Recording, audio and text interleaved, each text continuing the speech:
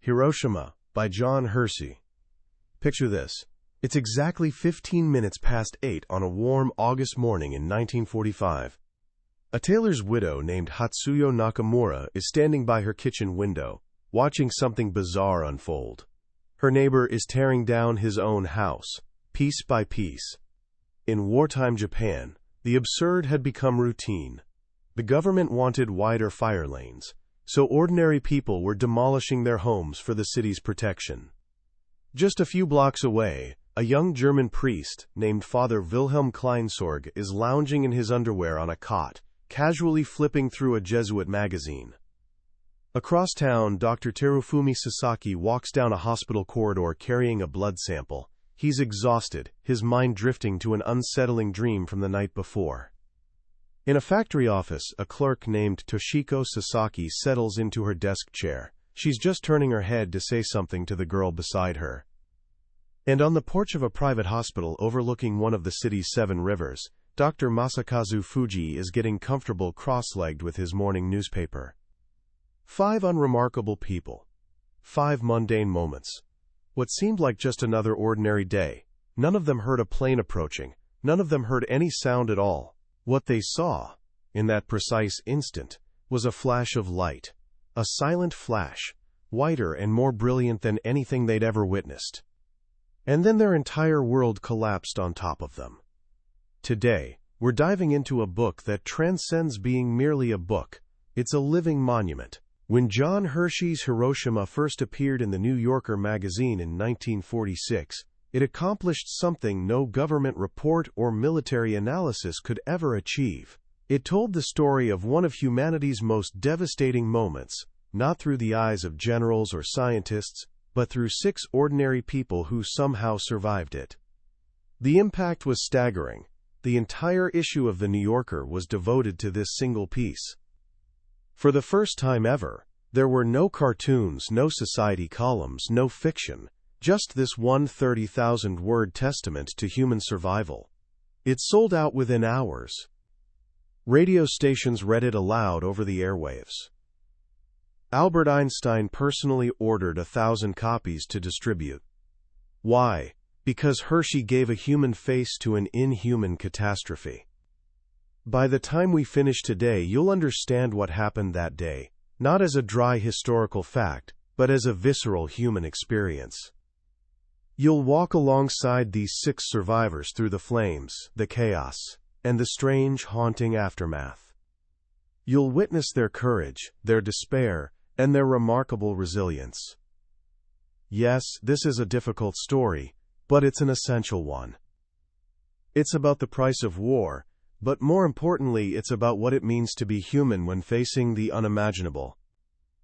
John Hersey's account of Hiroshima doesn't begin with an explosion. It starts with the quiet, nagging anxieties of everyday people. The city had mysteriously been spared the devastating bomber raids that had flattened other Japanese cities, and a strange rumor circulated through the streets. The Americans were saving something special for them. One person grappling with this anxiety was Reverend Kiyoshi Tanimoto, a small, thoughtful Methodist pastor who'd studied in America. This connection made him nervous. The police had questioned him repeatedly, and he worked tirelessly to demonstrate his loyalty to Japan. In the days before the bombing, he'd been shuttling portable items from his church to a friend's estate in a distant suburb called Koi, 2 miles from the city center. On the morning of August 6th, he woke at 5, completely drained. He'd promised to help a friend, Mr. Matsuo, move a massive cabinet out to that same safe estate. The morning was clear and warm. As they pushed the heavy handcart through the streets, an air raid siren wailed, but it was the familiar daily alarm, just the American weather plane passing overhead. They reached the estate and wrestled the cabinet onto the front steps. They paused to catch their breath, shielded from the city by a wing of the house. The spot was cool and pleasant. The time was 8:15. That's when the flash came. Mr. Tanimoto remembered it as a sheet of sun, racing from the city toward the hills. He and his friend reacted in pure animal terror. Mr. Matsuo dove into the house among some bedrolls. Mr. Tanimoto instinctively took a few steps, and hurled himself between two large rocks in the garden, pressing his face against the cool stone. He felt a sudden crushing pressure, then heard the sound of splintering wood and falling roof tiles all around him. But here's the eerie part. He heard no great roar. In fact, almost no one in Hiroshima remembers hearing the bomb explode. When he finally dared to lift his head, the world had transformed into a dusty twilight. The house he'd been standing beside had collapsed. He assumed a bomb must have fallen directly on it. Panicked, he ran into the street, where he saw a squad of soldiers who'd been digging a shelter in the hillside emerging from their hole. They should have been safe. But blood was streaming from their heads, chests, and backs. They were silent and dazed. Looking back toward the city, he saw not just localized damage, but a thick, ominous cloud of dust and smoke blanketing everything. How could this have happened from a silent sky? At that exact moment, Mrs. Hatsuyo Nakamura, the tailor's widow, was in her kitchen. Her neighbor, the one demolishing his house for the fire lane, was making a terrible racket. She felt a pang of sympathy for him, for all the destruction. Her husband had been killed in the war, and she was raising her 3 small children alone, supporting them with a single sewing machine. As she stood there watching him, everything flashed whiter than any white she'd ever seen. She took a single step toward her children. She was about 3/4 of a mile from the explosion's center. In that one step, something picked her up and hurled her into the next room. Timbers and roof tiles rained down, burying her in darkness. The debris wasn't too deep, and she managed to free herself. Then she heard a child's cry, "Mother, help me!" It was her 5-year-old Mieko, buried up to her chest. As she frantically clawed at the wreckage, she heard 2 smaller voices from deep within the rubble. Her other 2 children, Toshio and Yaiko. In a frenzy, she dug them out.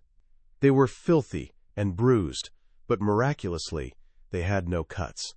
The neighbor, who'd been so carefully dismantling his own house for safety, now lay dead in its ruins. Confused and terrified, Mrs. Nakamura gathered her children, grabbed a few emergency supplies, and fled toward a designated evacuation area, a beautiful private estate called Asano Park. Dr. Masakazu Fujii, the prosperous physician, was on the porch of his private hospital.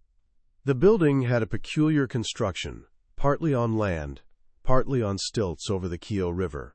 He was facing away from the city center, reading his paper, when he saw a brilliant yellow flash. As he started to rise, his hospital leaned behind him with a terrible ripping noise and toppled into the river. The doctor was thrown forward, buffeted and gripped, and then he felt the water. He was squeezed between 2 long timbers, like a morsel between chopsticks, with his head miraculously above the surface. His left shoulder was in agony, and his glasses were gone. For 20 minutes he hung there, stupefied. Then the thought of the rising tide spurred him into action. He wriggled free and painfully climbed up the wreckage onto the nearby bridge. Without his glasses, the world was a blur, but he could see enough to be stunned. Houses everywhere were flattened. He and a friend, another doctor, wondered what it could have been. A Molotov flower basket, his friend guessed, the delicate Japanese name for a cluster of bombs. But something was strange. There were few fires yet, but an endless parade of horribly burned people were shuffling across the bridge. They were burned in bizarre patterns. On some women, the dark floral designs of their kimonos were seared into their skin, while the lighter parts of the fabric had reflected the heat. Meanwhile, at the Jesuit mission house, Father Kleinsorge, the German priest, had been resting on his cot. He was just 1,400 yards from the center. He saw the flash and had a single thought: a bomb has fallen directly on us. The next thing he knew, he was wandering in the mission's vegetable garden, in his underwear, bleeding from small cuts. All the buildings around him had collapsed, but the mission house itself was still standing, having been specially braced against earthquakes years before. The sky was dark, and the housekeeper, Mrs. Murata, was crying over and over, "Our Lord Jesus, have pity on us." Just under a mile from the center, at the city's modern Red Cross hospital, young Dr. Terafumi Sasaki was walking down a corridor. He was one step past an open window when the light of the bomb flashed. He instinctively ducked. The blast ripped through the hospital. His glasses flew off his face, the blood vial he was carrying shattered, but he was untouched. He found himself the only doctor in the hospital who was unhurt. The building was in chaos. Ceilings had fallen on patients, beds were overturned, glass was everywhere. He grabbed bandages and began to work, patching up his colleagues and the patients inside. But soon he realized that a flood of new casualties was pouring in from outside. Thousands upon thousands of wounded, maimed, and dying citizens were making their way to the one place they thought could help them. With only 600 beds, the hospital was overwhelmed in minutes. Dr. Sasaki, staggered by so much raw flesh, lost all sense of profession. He became an automaton, mechanically wiping, daubing, and winding, moving from one horrific injury to the next. And what about Toshiko Sasaki, the clerk at the tin works? She was sitting at her desk, furthest from the windows. When the blinding light filled the room, she was paralyzed by fear. Then the ceiling fell, the floor above collapsed, and the heavy bookcases behind her swooped forward. The books threw her down, horribly twisting and breaking her left leg underneath her. In the first moment of the atomic age, she lay unconscious, a human being crushed by books. This was the first minute. What followed was a descent into nightmare. Reverend Tanimoto, having witnessed the devastation from the hill, didn't hesitate. He ran toward the smoke, toward the city. He was the only person going in. He passed hundreds, then thousands of people fleeing. Their skin hung from their faces and hands. Some held their arms up, as if carrying something invisible. Many were naked, their clothes burned away. They were silent, their faces showing no expression. This silent, shuffling procession of the wounded was one of the most haunting things the survivors remembered. As a Christian, Mr. Tanimoto was filled with compassion. As a Japanese, he was overwhelmed by the shame of being unhurt. He prayed as he ran, "God help them." The city was a sea of fire. People were screaming for help from under collapsed houses, but no one could stop. Survivors could only focus on their own relatives or immediate neighbors. The scale of the misery was too vast to comprehend. Mr. Tanimoto ran for miles, trying to find a way around the flames to get to his church and his family. Finally, exhausted, he threw himself into one of the rivers to cross to a less fiery bank. In midstream, his strength gave out. He prayed for the strength to cross, and he managed to pull himself onto a sandspit. By incredible luck, he soon found his wife. She and their baby had survived, buried in the parsonage, and she'd dug her way out. They met, exchanged a few bewildered words, and parted again. She headed to the safety of a suburb, he back into the chaos to find and help his parishioners. Mrs. Nakamura, with her 3 children now dressed in emergency clothes, fled toward Asano Park. The park was a lush, green estate that had been designated as an evacuation area. As they hurried, they heard muffled screams from under the ruins on all sides. The only building they saw still standing was the Jesuit mission house, and as they passed it, Mrs. Nakamura saw a bloody Father Kleinsorge, now in a pair of trousers, running out with a small suitcase. Inside that suitcase were the mission's account books and money. Father Kleinsorge later saw this as an act of providence. His desk had been splintered, but the flimsy papier-mâché suitcase he'd hidden under it was sitting in the doorway, unscratched. The fire was closing in on the mission. He and the other priests knew they had to leave. They tried to rescue Mr. Fujii, the secretary of the diocese, who was weeping in his room, refusing to leave. "Leave me here to die," he said. They carried him out by force, with Father Kleinsorge carrying the small, protesting man on his back. But on the way to the park, in the confusion of climbing over rubble, Mr. Fujii broke free and ran back toward the flames. They never saw him again. The survivors began to converge on Asano Park. The green foliage seemed a center of life and coolness. Mrs. Nakamura and her children arrived, desperately thirsty, and drank from the tidal river. At once, they became nauseated and began to vomit. They, and many others, thought they'd been poisoned by a gas. Father Kleinsorge and the other priests also arrived, finding a spot in the underbrush. What Father Kleinsorge witnessed there was one of the most dreadful phenomena of his experience, the silence. In the grove by the river, hundreds of gruesomely wounded people suffered together, but no one screamed, no one wept or complained. Not even the children cried. When he gave water to people whose faces had been nearly erased by flash burns, they would take their share, then raise themselves slightly and bow to him in thanks. Mr. Tanimoto, arriving at the park, saw the same thing. People were moaning for water. "Mizu! Mizu!" He found a basin and began carrying water to them from a working tap. After helping about 30 people, he realized he couldn't help everyone. "Excuse me," he said to the hands reaching for him. "I have many people to take care of." He ran off, his heart torn. He found a small boat by the riverbank and began the heroic task of ferrying the badly wounded across the river, away from the spreading fire. Suddenly, a new terror arrived.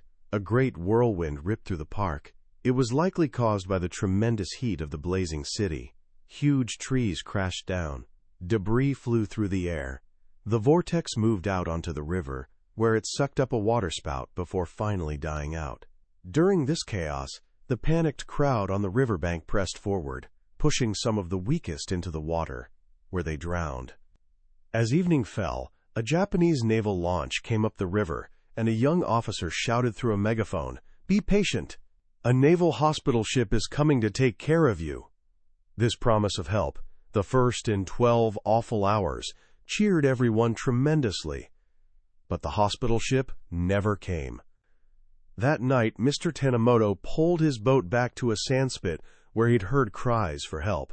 The tide was rising, and about 20 people were trapped at the water's edge, too weak to move. He urged them into his boat. When he reached down to help a woman, her skin slipped off in huge, glove-like pieces. Sickened, he had to sit for a moment. Then he waded into the water and began lifting the naked, slimy bodies into his boat. He had to keep repeating to himself, "These are human beings."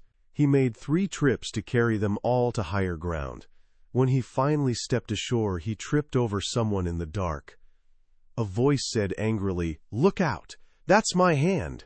Mr. Tanimoto, ashamed of his ability to walk, felt a moment of blind, murderous rage. Why weren't the doctors here? Why wasn't anyone helping? Dr. Sasaki was helping.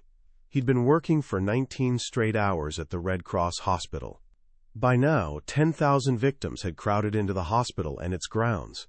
The place was a charnel house. Patients were dying by the hundreds, but there was no one to carry away the corpses. At 3 in the morning, Dr. Sasaki was incapable of dressing another wound. He and a few other staff members went to hide behind the hospital to try to sleep.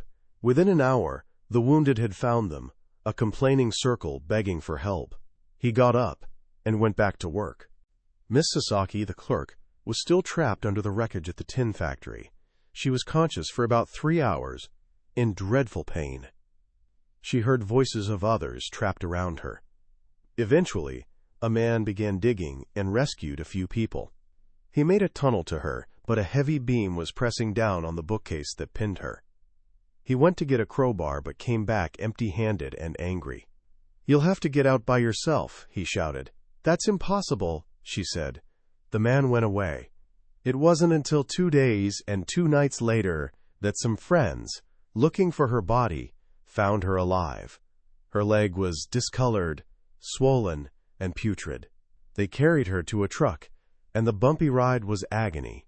She was eventually taken to a military hospital on an island, only to be told that because she didn't have gangrene, she'd have to be sent back. But a doctor took her temperature, and what he saw on the thermometer made him let her stay. In the days that followed, a new and terrifying mystery began to unfold. It started about a week after the bombing. People who had seemed uninjured, who had no burns or cuts, began to fall ill.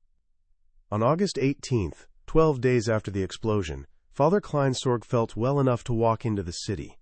He carried his papier-mâché suitcase, which he now considered a talisman. But halfway back to the novitiate where he was staying, a peculiar weakness came over him. His knees grew weak. The suitcase felt terribly heavy. A couple of days later, the small, minor cuts he'd received in the blast, which should have healed quickly, suddenly opened wider and became swollen and inflamed.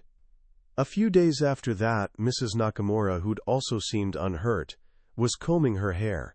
A whole handful came out with the comb. Within days she was completely bald. Then she and her youngest daughter, Mieko, were overcome with a profound weakness and exhaustion, and had to take to their beds. At the same time, Mr. Tanimoto, who'd worked so tirelessly, was struck down by fever and a general malaise. They were all coming down with the strange, capricious disease that would later be known as radiation sickness. At the hospitals, the doctors watched, helpless and bewildered, as this unprecedented illness unfolded. They eventually pieced together its 3 stages. The first stage was the direct bombardment of the body's cells by radiation at the moment of the explosion. This had killed thousands of apparently uninjured people within the first hours and days. The second stage began 10 to 15 days later. The first symptom was falling hair. Then came fever and diarrhea. 25 to 30 days after the blast, blood disorders appeared. Gums bled, the white blood cell count dropped dramatically, and small hemorrhages, called petechiae, appeared on the skin. With the white blood cells gone, the body lost its ability to fight infection. Open wounds refused to heal, and patients developed sore throats and mouths. The third stage was the body's chaotic attempt to recover. If a patient survived, their white count might soar to dangerously high levels. Many died of complications. Most burns healed with thick, rubbery layers of scar tissue called keloids. The Japanese scientists who entered the city knew what it was. They found the bomb's exact center by triangulating the atomic shadows left on stone and concrete. They measured the lingering radioactivity. It was high, but they announced that it was safe for people to enter the city. This news came as a relief to Mrs. Nakamura, who'd been terrified by a rumor that Hiroshima was poisoned for 7 years. The rumor had upset her because she'd sunk her only means of livelihood, her sewing machine, into a water tank in front of her house, and she feared no one could ever retrieve it. Once she heard it was safe, her brother-in-law fished it out. To her dismay, it was rusted and useless. The 6 survivors fought their individual battles.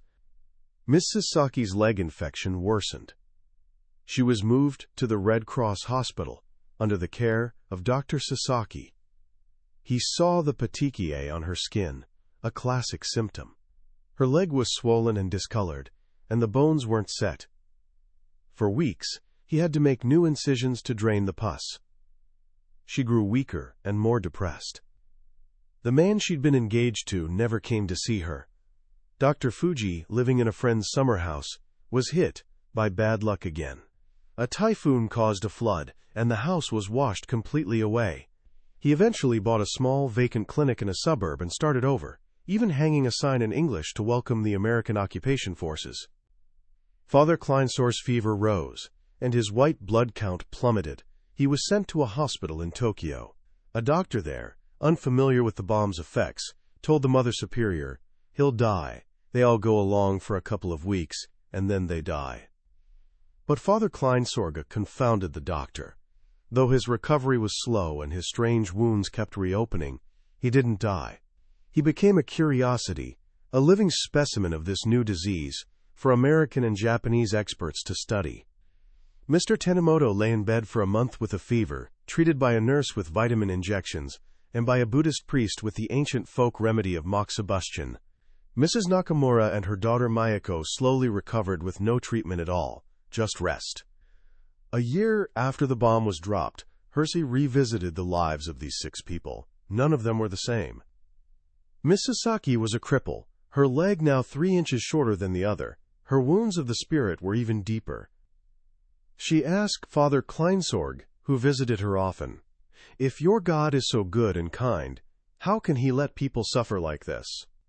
His answers, his counsel and his kindness, gave her a strength she hadn't known she possessed.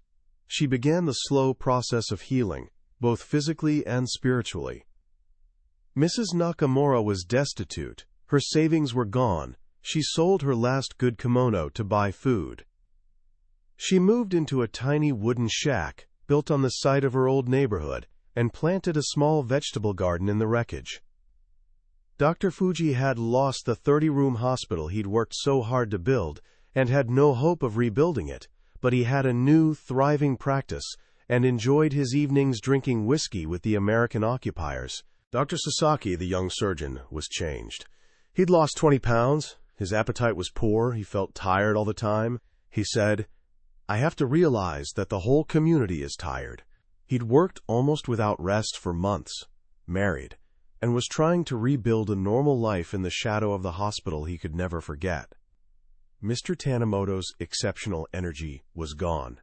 His church was ruined, but he draped a tent over a damaged house and began conducting services again, thinking of how to rebuild. And Father Kleinsorge, worn out from his work, was back in the hospital in Tokyo, resting again, almost exactly on the anniversary of the bombing. These 6 were among the luckiest in Hiroshima. Hersey notes that they shared a curious kind of pride, an elated community spirit, like the citizens of London after the Blitz, a pride in how they'd endured a dreadful ordeal. Their feelings about the bomb itself weren't unanimous. Mrs. Nakamura, in her simple way, would say, "It was war, and we had to expect it." Then she'd add the common Japanese phrase, "shikata ga nai." It can't be helped. Dr. Fujii felt the same. But Dr. Sasaki was filled with a deep hatred. "I think they ought to try the men who decided to use the bomb," he said, "and they should hang them all." Father Kleinsorge and the other priests often discussed the ethics of it.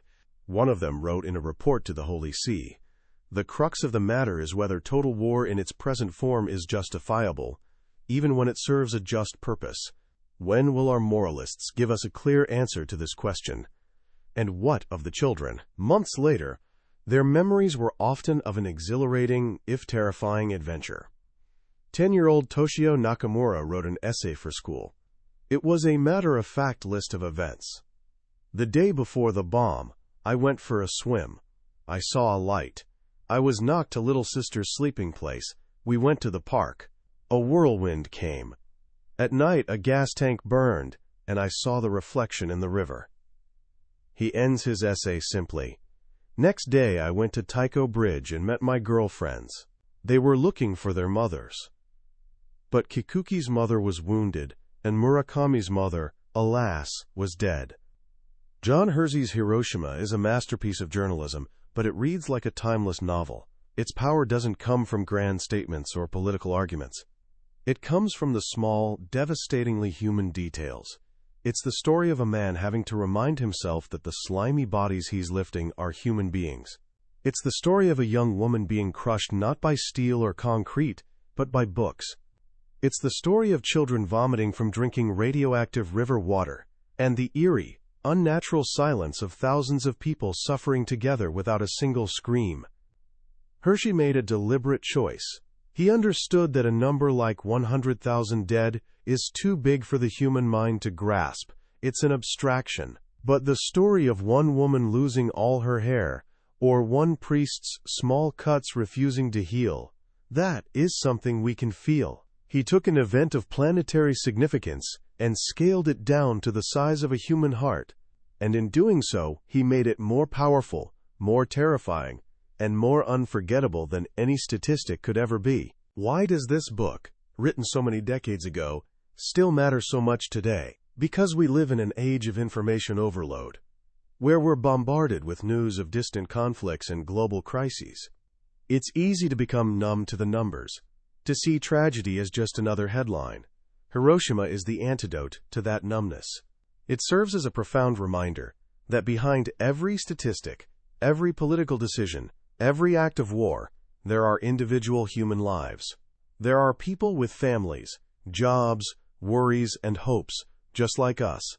Their stories aren't just history, they're a timeless warning and a call for empathy. So how can we carry the lessons of this book with us? First, the next time you hear about a major event in the world, I want you to actively seek out the human story, look past the headlines and the numbers. Find a piece of journalism, a personal essay, a photograph that tells the story of one person who lived through it. Try to understand the world not just as a series of events, but as a collection of individual experiences. Second, reflect on the nature of resilience. The survivors of Hiroshima weren't superheroes. They were ordinary people who were broken, sick, and grieving. Their resilience wasn't about being strong and unaffected. It was about enduring, day by day. It was about Mrs. Nakamura planting a vegetable garden in the rubble. It was about Dr. Sasaki getting married and trying to build a new life.